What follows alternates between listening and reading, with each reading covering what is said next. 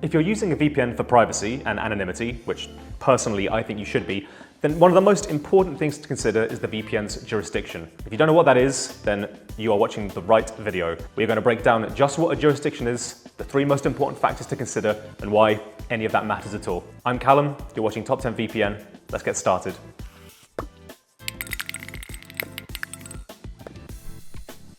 It may sound technical and intimidating, but a jurisdiction simply refers to the country in which a VPN is based, legally speaking. It doesn't necessarily matter where all of its staff actually do the work. It's the jurisdiction which determines almost all of the laws it has to operate under. Why does that matter? Well, because some countries, rare as they are, actually care about things like consumer rights and digital privacy, whereas others are actively hostile towards it. There are 3 major things to take into consideration when it comes to legal jurisdictions regarding VPNs: where you are based, where the VPN server you're using is based, and where your VPN itself is based. You probably already know why where you are matters. It might even be the reason why you're using a VPN in the first place. The very worst case scenario is that you live under a government that restricts access to and censors the web. Obviously, a VPN based in the same or a similar country is not going to do you much good. A VPN controlled or monitored by the government won't help you with your core issue. But just because you don't live in Russia or China doesn't mean you should ignore this point, though. Countries you might not associate with web censorship, like Brazil, Singapore, or Ukraine, are all considered to have partly free internet, according to Freedom House. And then there's the whole mess surrounding countries like the UK, the USA, the entirety of the EU, but we'll get to that later. But the point is that you should consider your own location's privacy issues, which you're trying to solve, and then pick a VPN based away from any countries responsible for them. And of course, as I always emphasize, any crime you commit while using a VPN is still a crime. Your own country's laws will always apply. Once you're actually using a VPN, you also need to think carefully about which server you're connecting to as well. Most VPNs have servers located all over the globe. A big part of the appeal is being able to connect to a variety of different countries to access all sorts of different geo-restricted content. But those servers are mostly physical stacks of equipment that are actually located in the country you're connecting to. And that means that those individual servers are subject to the local laws of the countries that they're sat in. Think about where you're connecting to and what you want to do on that connection. Does the government of the region have the ability or right to demand access to the server? Would it matter if they were to do so? As a caveat here, I say that servers are mostly actually located in the country that they say they are, because most VPNs utilize what we call virtual servers too. Virtual servers grant you an IP address from one country while actually being physically located in another. Usually we'd say this is a negative, as speeds and efficacy can be hurt by it, but in some cases it can be helpful. If you need an IP address from a specific country, but the country has awful data privacy laws, then a virtual server for the region that's actually located in a better jurisdiction could be huge. Last but most certainly not least is the jurisdiction of the VPN itself, the reason why we're here.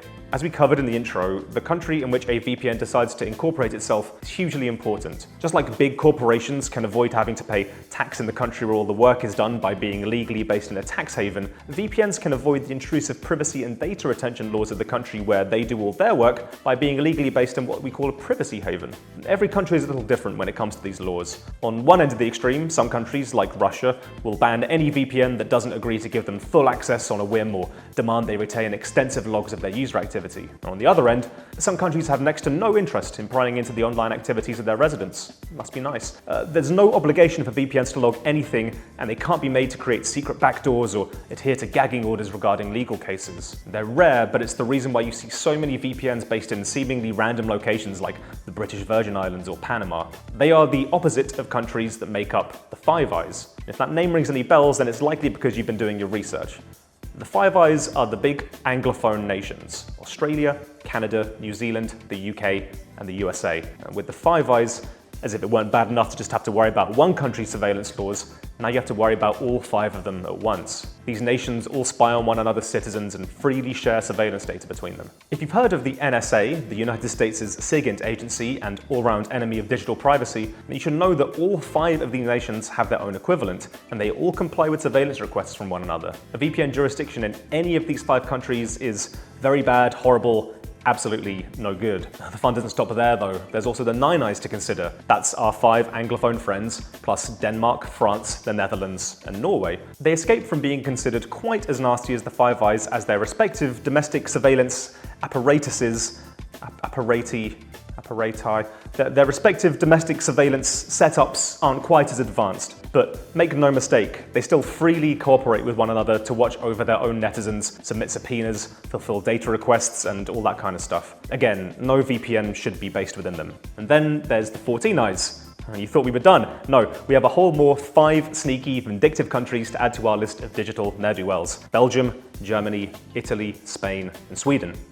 These are the SIGINT seniors of Europe, and while their coalition was initially formed to share military intelligence, that's now crept over into civilian intelligence too. They even meet annually to talk over all the little details of their arrangement. It's also worth pointing out that there's a SIGINT seniors of the Pacific, made of India, Singapore, South Korea, and Thailand, plus the Five Eyes and France for some reason, and Israel and Japan are believed to be involved as 14 Eyes collaborators. There's also the EU, too. I know you've heard of them.